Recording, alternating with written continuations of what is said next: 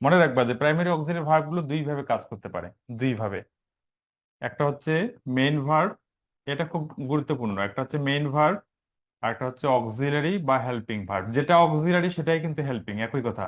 কিন্তু হেল্পিং আর main verb কিন্তু এক জিনিস নয়। এই যে দুই ভাবে কাজ করতে পারে, বিষয়টা একটু বোঝার চেষ্টা করবা। ধরো যে বি ভার্ব, প্রাইমারি অক্সিলারি কি আমাদের বি ভার্ব, ডু ভার্ব এবং হ্যাভ ভার্ব। এই তিন ধরনের প্রাইমারি অক্সিলারি ভার্ব গুলো আমাদের দুই ভাবে ফাংশন করতে পারে, সেটা হচ্ছে মেইন ভার্ব হিসেবে এবং অক্সিলারি ভার্ব হিসেবে। আমি যদি লিখি যে আই অ্যাম আ স্টুডেন্ট, এটা কিন্তু অবশ্যই বোঝার চেষ্টা করবা, না বুঝলে হ্যান্ড রেজ করবা। আর হচ্ছে আই অ্যাম প্লেইং, দেখো কখন মেইন ভার্ব হবে আর কখন হেল্পিং ভার্ব হবে এইটুকু বুঝতে পারার সক্ষমতা তোমাদের থাকতেই হবে। দেখো, তো এখানে দেখতে পাচ্ছ এম, এখানে আমাকে কে বলতে পারবে যে এখানে বি ভার্ব কোনগুলো? এই সেন্টেন্সটাতে বি ভার্ব কোনগুলো? হ্যাঁ, আরিশা অ্যাডমিট করো, এখানে বি ভার্ব কোনগুলো? এই সেন্টেন্স দুইটাতে বি ভার্ব স্যার কোনগুলো? এম এম হচ্ছে বি ভার্ব, রিভার। এম হচ্ছে বি ভার্ব। এখন ব্যাপার হচ্ছে এই বিষয়টা গুরুত্ব দাও সবাই। আমি বলেছি যে বি ভার্ব গুলো দুই ভাবে কাজ করতে পারে, একটা হচ্ছে মেইন ভার্ব হিসেবে আর একটা হচ্ছে হেল্পিং ভার্ব হিসেবে। তো হেল্পিং ভার্ব, একটা বি ভার্বকে তখন হেল্পিং ভার্ব বলা যাবে যখন সে অন্য একটা ভার্বকে হেল্প করবে, শুধুমাত্র তখনই তাকে হেল্পিং ভার্ব বলা যাবে।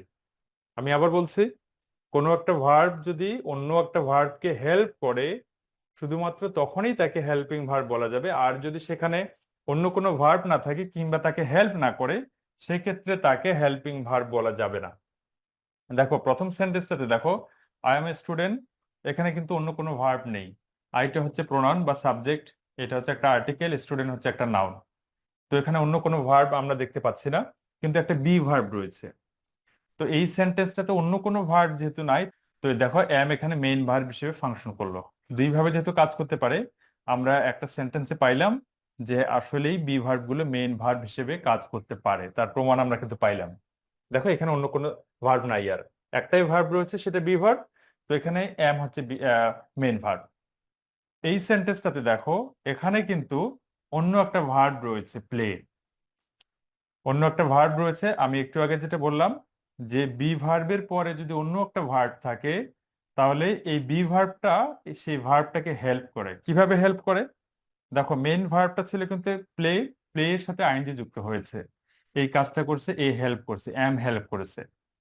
এম হেল্প করলো প্লেকে আইএনজি যুক্ত করতে, এবং এটা প্রেজেন্ট কন্টিনিউয়াস টেন্স হয়ে গেল। এবং প্রাইমারি অক্সিলারি ভার্বস গুলোর কাজেই কিন্তু হচ্ছে টেন্স গঠনে সাহায্য করা। এবার কি তোমরা বুঝতে পারছো যে প্রাইমারি অক্সিলারি ভার্ব গুলো কিভাবে টেন্স গঠনে সাহায্য করে?